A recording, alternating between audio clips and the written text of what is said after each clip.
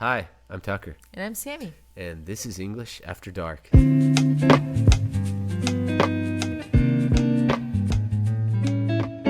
So, are you guys interested in traveling abroad? Or have you already traveled abroad? Today, we're going to talk about our experience abroad, mostly focusing on Sammy, because Sammy is a Portuguese speaking Brazilian who traveled, and spent almost a year in the Yep. US. Mm-hmm. Yeah. So, And we yeah, can also talk about your experience too, because you lived in Australia and, that's true. right? Mm-hmm. And sort of Mexico. When I say sort of Mexico, I Sure. mean like I worked in the United States and lived in Mexico. So, anyway, I want to know about your experience, your first time when you, Mm-hmm. the first time you came to the US was in, Was in 2017. 2017. The end of the year. I stayed there for less than a month. And we stayed in this small town in Washington.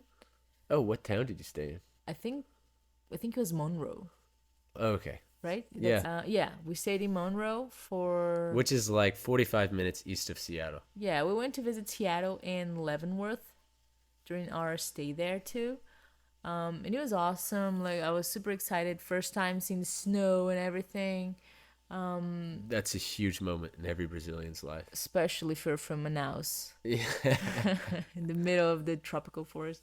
Yeah, yeah. I stayed there, and I was already fluent at the time.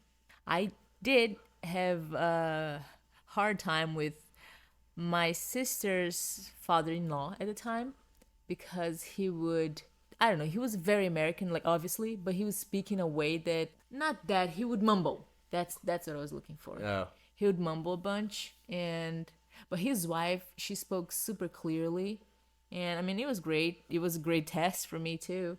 But yeah, it was fun. We liked it. Of course, we stayed up in the mountains, so we oh, did you not. stayed on a mountain. If that's the same place that I went. Yeah, Oh wow, yeah.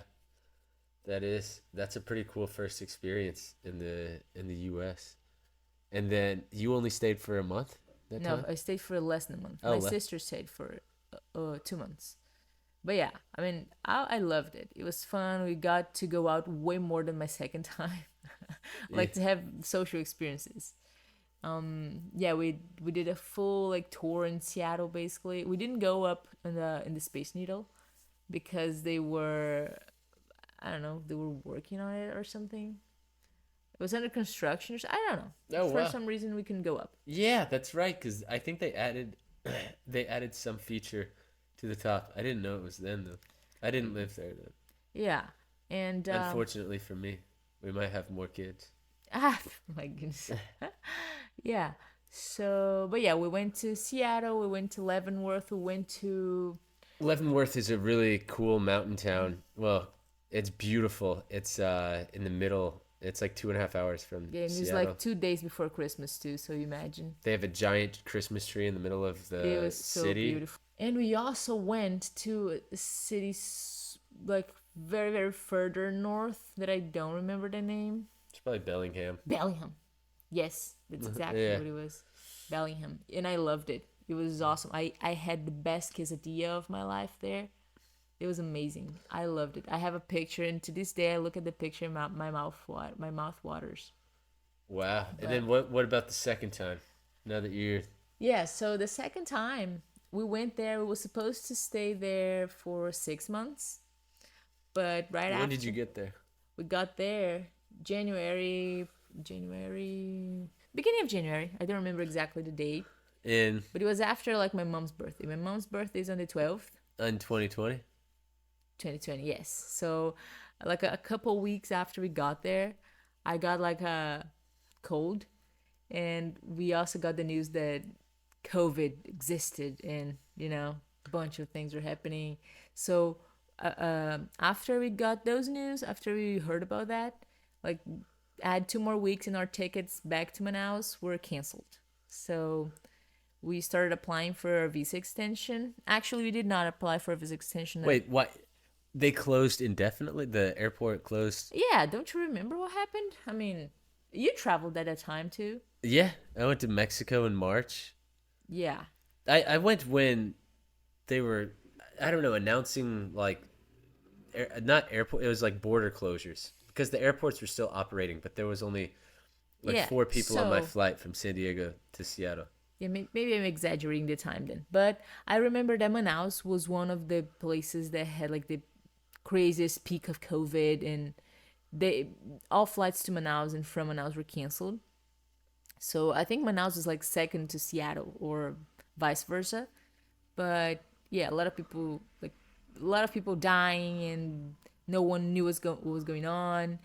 So we ended up having to just we were waiting, and then we got when it was close to June to the time we were supposed to leave, we got just an email saying that our flight was canceled, and yeah, they didn't even offer us an option, and we started applying for the extension of our visas, and we just had to stay there and see when they would reopen the flights, restart operating. And when they did, I think it was like 2 or 3 months after June, but the prices were crazy Yeah, it was because like quadruple, my wasn't it? gosh, it was like 20 something thousand. That was ridiculous. I don't They were doing that just like to say they were operating, but like if you want to travel, you need to be, crazy rich. So we couldn't obviously afford our flights back for a while.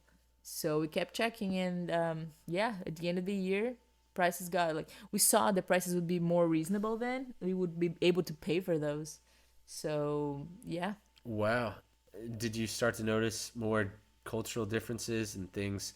I don't know. Did you realize more things from this second time than the first time since you were there longer and maybe didn't get to experience as much socially, but you were still there for a long time? yeah, I still met people.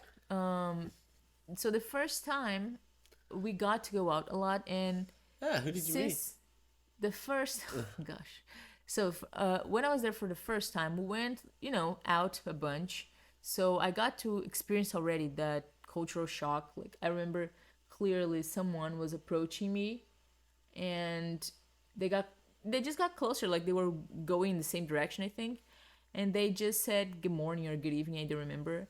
And as they were approaching me, I just grabbed my purse and pulled it closer to my body, because that's like, why is that person getting close to me? Obviously they did not seem suspicious or anything. It's just like my automatic response in Manaus. If you see someone approaching you, you better just give up your stuff, or you know run for your life. So Yeah, she used to tell me how weird it was that people would wave and say good morning and how friendly people were yeah, in Seattle. And Seattle is notorious for being like it's like the Seattle freeze is an expression people use to say that people are rude or dismissive and not friendly at all. It's I think of Seattle as like one of the least friendly cities in the US. yeah, So when she well, said that, I thought, "Where are you from? What is your city like?" you got to experience that too. Yeah, that's true. So, but yeah, so I got to experience some of that, and I don't remember now if it was the first time or second time, but there was this situation where the person, they could not understand me, so I was pronouncing some word wrong. Salmon. Salmon, exactly. I'll never say that word wrong again. So I went to this restaurant, and of course, sushi place, and I was like, "Oh, I want the salmon." I think I said like that, salmon with the L, salmon. And my sister, no, and the waiter looked at me like, "What?" And my sister said, like, "Oh, salmon." And I was like, "Gosh," got mad at myself and embarrassed at the same time. I was like, "Oh yes, exactly, that's what I meant." And yeah, after that, I was just like more self conscious, I think. All right, so now I want you to tell me about some stereotypes that you or Brazil has about the US before you came, and then if you found them to be true or if they were disproven. Okay, so one of the stereotypes is a lot of people are fat. Oh man. Um, I did see big people, but I would say that I already expected that. Like I saw actually way less fat people than I thought. And Yeah, Seattle's one of the healthier cities in the is it? US. Oh, Yeah. okay. You would have gone to my hometown, might have been a different story. Yeah, another stereotypes. The Americans are not very friendly. Like they're not gonna talk to you. You know. Really? Yeah, not like that exactly, but like they keep to themselves. Oh wow, this is so much different than other times from other students. They think that Americans are like super outgoing. No, I mean, if the person is traveling or doing something, I think that's one thing. But Uh, if they're, just doing their own thing, like going on their own walk or, on their way to work or something like that, the idea is that we would we would imagine they would not stop and talk to you, you know? but on your way to work, I don't really think most people talk to people on their way to work. No, I mean, good morning, look at you or say something, you Ah, I know? see. Yeah, yeah, yeah. Oh, another thing, crazy kids. Like teenagers are kind of, you can see their personalities on the way that they're dressed. Like I'm not gonna talk about high school because I did not go to high school there, but you have that impression of like, oh, the emo kids, the rock and roll kids, the skaters, Oh, the like the cliques in high school. We call it like a clique. The well, way like when certain groups of people hang out together, it's called like a so clique. that is a thing. Yeah, it depends on the high school, but yeah, that happens. Like Okay, so you just confirm my stereotype that yeah, I okay. that's true. No, yeah. So Just basically some are true and some aren't. yeah, I mean they're way more friendly than I would. They're way friendlier than I would expect. Like they And she talk to went to you. Seattle. Man, she They would talk. be her mind would be blown if she went to Well, they talk to you like on the Mississippi or cashier. Like what? It's like, oh, I love your dress, or oh my goodness, this is for whatever. They look at something you have, uh, like you're gonna pay for it. They're like, oh, you're making this tonight. I love this dress. I was like, what?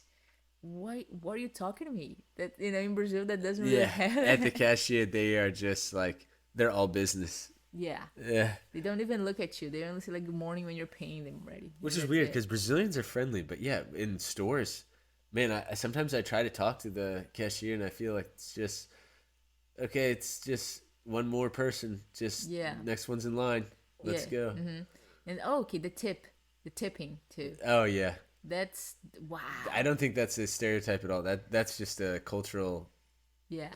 thing. You have to, or you don't have to. It's more of like a Like if you don't social. use, they're gonna spit on your food. So Maybe not, mm, but yeah, I think that's probably got to be a weird one for most people if they.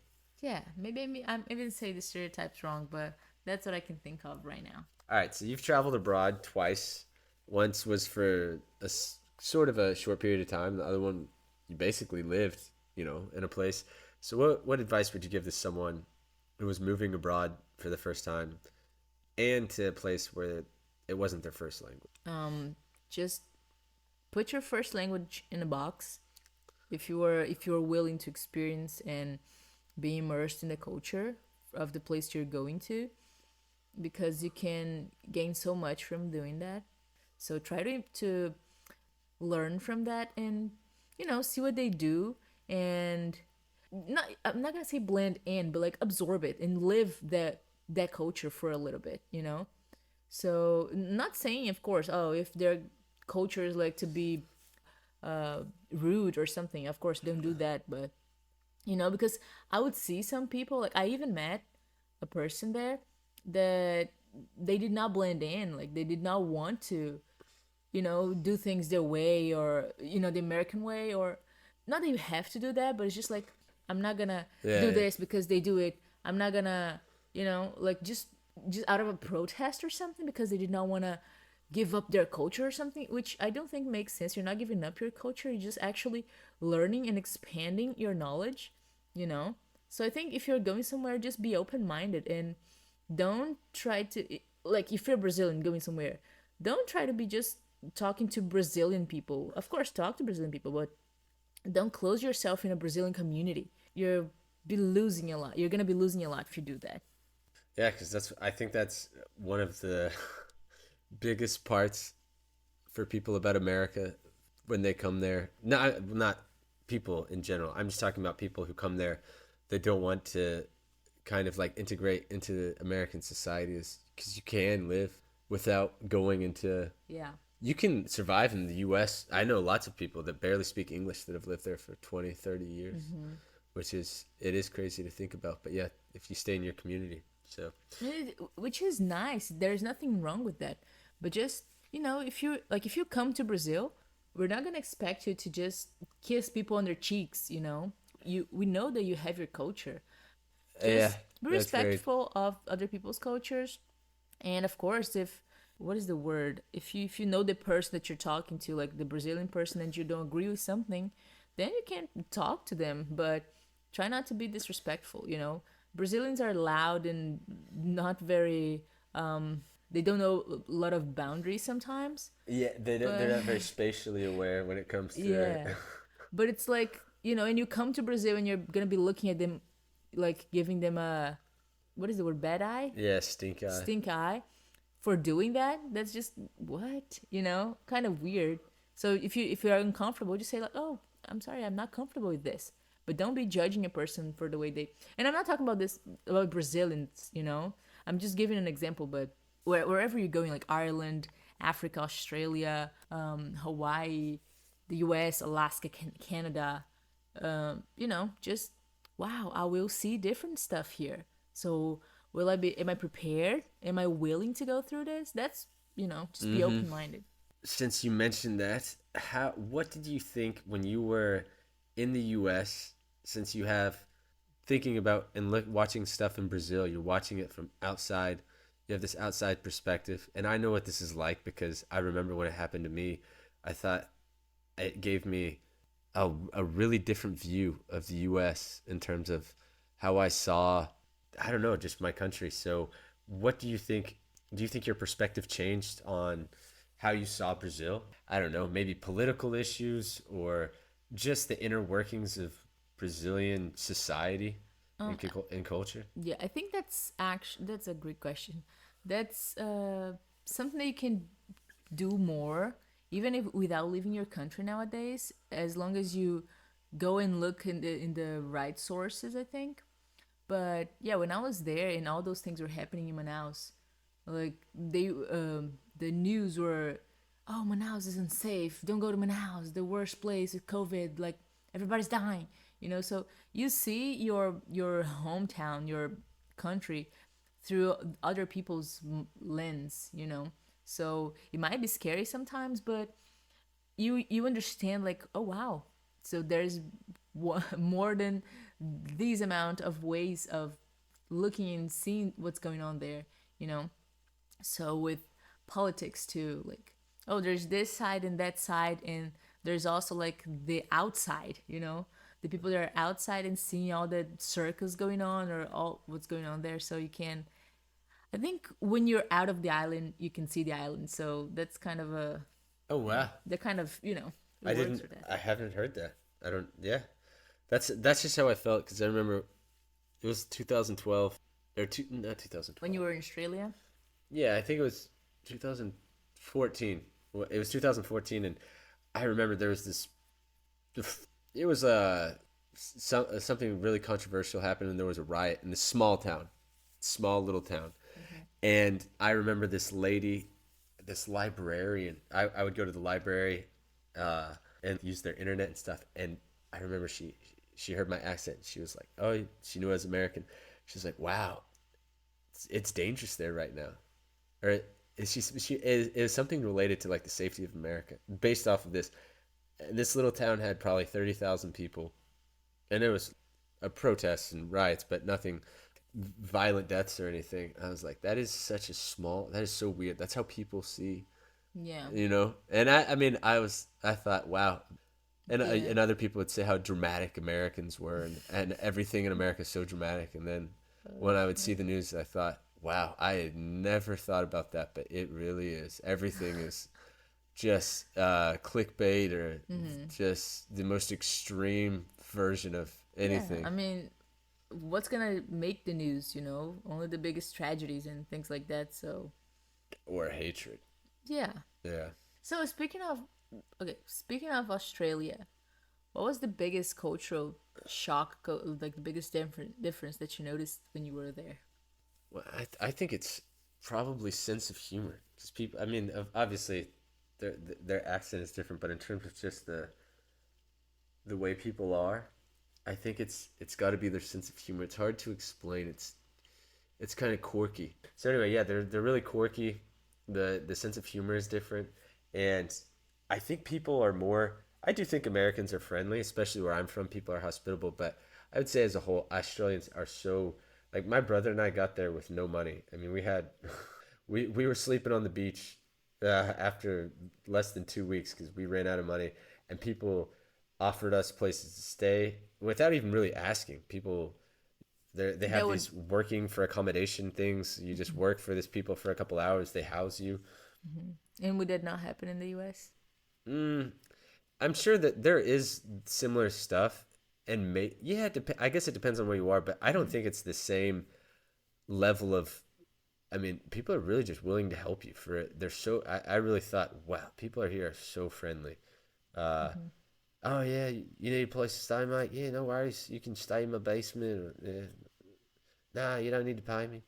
I think I remember you saying something similar about Hawaii, how people Oh were. yeah, very friendly. I don't. It's kind of a different. People are willing to. People will invite you over, and there's. I don't know. It's slightly different because Because you were never homeless in Hawaii. yeah, that probably has a little bit to do with it. I think you notice it more when you need help. I Mm-hmm. never needed help in Hawaii. I had a really. I have like a extended family that lives there, and they were awesome. And I wasn't abroad. Hawaii's still a state in the United States, but yeah, people are very friendly there. But when you really notice how people treat each other when you're the one who needs is on the short end of has Someone's, the short yeah. end of the stick. Yeah.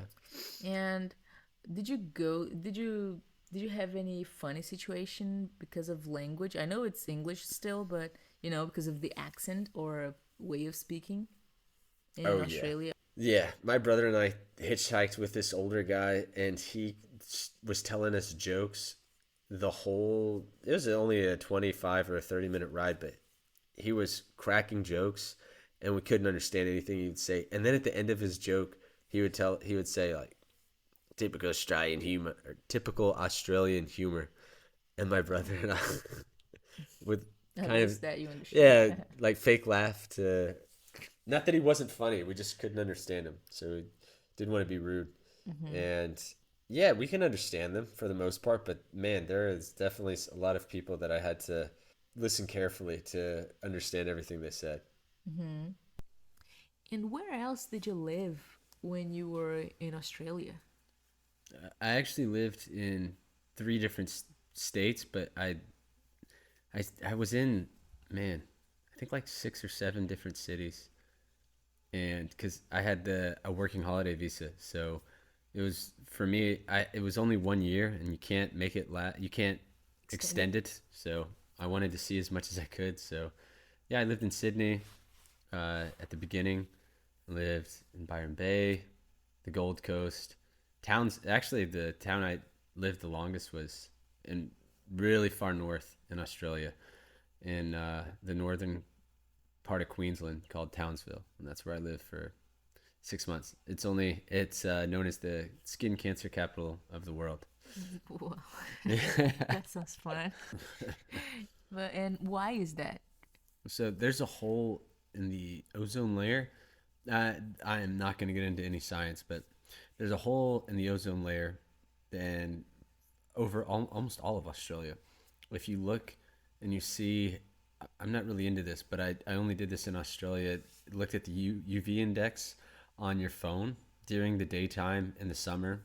In a lot of places, it'll be 9 or 10 when the sun is its brightest in the sky. In Australia, it would get up, especially in Townsville where I lived, it would be at 17.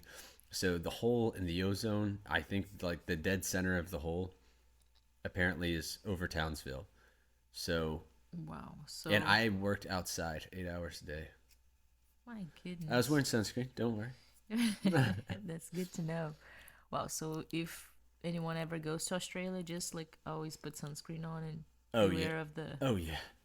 Wow. Okay. or just wear a really big hat and long sleeves and gloves and socks. And why did you leave? And when did you leave? You said you stayed a year there. Yeah, just a little less than a year. It was 11 months. Uh, it was right before Christmas. So my brother asked me if I was going to go home for Christmas, and I wasn't going to. I was actually saving money to move to Indonesia, and he guilt tripped me into going back. And I missed the U.S. Australia is a great place, but I don't know, when you get used to a certain way of doing things, and there's just I don't know. I just missed You just missed home and family. yeah, family, friends, And your brother and went back just with you. no. He left long before me. Oh.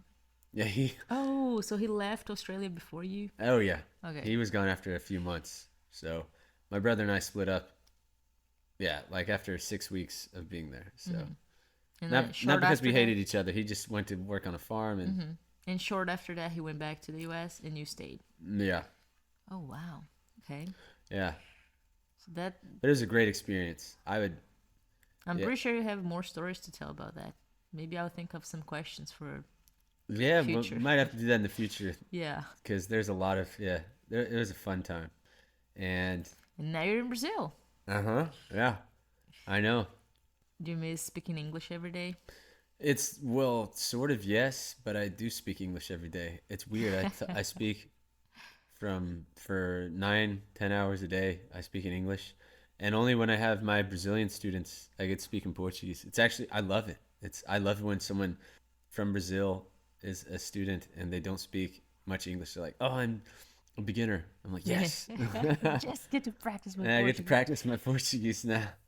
So that was just to give you guys a little overview of our experiences abroad. We wanted to focus more on Sammy's because she is the non-native speaker who was living in the United States. I was just living in another English-speaking country, so maybe in the future we'll go more in Over depth. different details. Yeah, tell about different stories and experiences that we had more in depth. And that's going to do it for us tonight. So thank you guys for tuning in, and we will see you in the next episode. Bye.